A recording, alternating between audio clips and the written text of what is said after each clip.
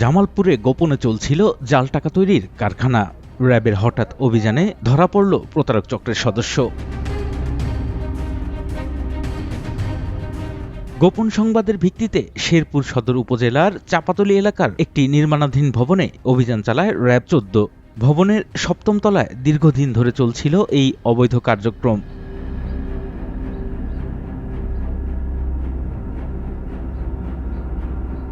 অভিযানে মুর্শিদুল হক নামে একজনকে আটক করা হয়।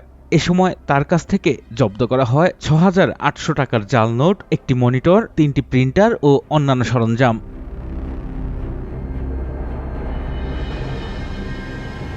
র্যাব জানায়, এই চক্র দীর্ঘদিন ধরে জাল টাকা তৈরি করে বিভিন্ন বাজারে সরবরাহ করছিল। গুরুত্বপূর্ণ এলাকার অপরাধ নির্মূলের লক্ষ্যে অত্যন্ত পেশাদারিত্বের সাথে অপরাধের সাথে জড়িত ব্যক্তিদের গ্রেফতার এবং আইনের আওতায় নিয়ে আসার জন্য নিয়মিতভাবে অভিযান কার্যক্রম পরিচালনা করে আসছে।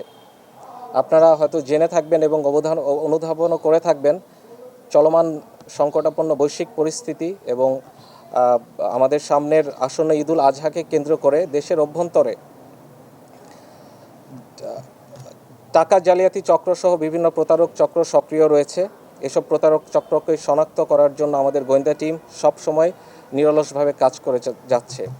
এরই ধারাবাহিকতায় নিয়মিত টহল কার্যক্রম পরিচালনাকালীন সময়ে দিবাগত রাত 23:30 ঘটিকায় একটি গোপন সংবাদের ভিত্তিতে আমরা জানতে পারি যে শেরপুর জেলার সদর থানার ৫ নং ওয়ার্ডের চাপাতলীর অভ্যন্তরীণ উপজেলা মডেল মসজিদের বিপরীত পার্শ্বে মোহাম্মদ দুলাল মিয়ার একটি ৭ম তলা নির্মাণাধীন বিল্ডিংয়ের ২য় তলায় দক্ষিণ পার্শ্বের একটি ফ্ল্যাটে দীর্ঘদিন ভাড়া নিয়ে থাকা একটি সন্দেহভাজন ব্যক্তি দীর্ঘদিন ধরে জাল টাকা তৈরি করে শেরপুর সহ দেশের বিভিন্ন প্রান্তে সরবরাহ করে মানুষের সাথে প্রতারণার কার্যক্রম পরিচালনা করে আসছে।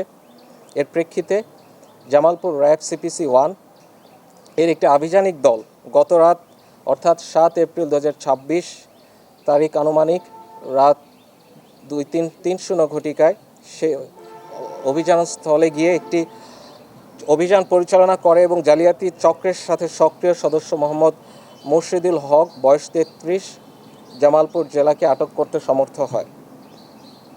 উপস্থিত সাক্ষীদের উপস্থিতিতে তার দেওয়া তথ্য দেখানো মতে তার হেফাজত হতে আমরা ঘটনাস্থল থেকে ৬,৮০০ টাকার জাল ৬,৮০০ টাকা উদ্ধার করি এবং জাল টাকার তৈরির সাথে সংশ্লিষ্ট তার বাসায় বিশেষভাবে রক্ষিত একটি মনিটর এবং পার্শ্ববর্তী দোকানে মেরামত করতে দেওয়া 3টি প্রিন্টার, একটি পাওয়ার কেবল ও একটি মোবাইল ফোন উদ্ধারপূর্বক জব্দ করতে আমরা সক্ষম হই।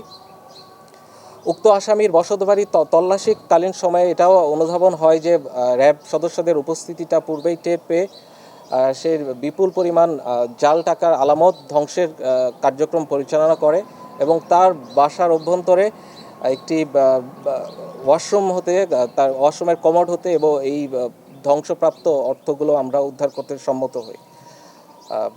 পরবর্তী জিজ্ঞাসাবাদ থেকে এটা আমরা বুঝতে পারি যে উনি ধৃত ব্যক্তি ১ লক্ষ টাকার জাল টাকা প্রদানের মাধ্যমে ৩০,০০০ টাকার মতো আসল টাকার এরকম একটা ডিল করে তার এই চক্রের কার্যক্রম পরিচালনা করে আসছিল।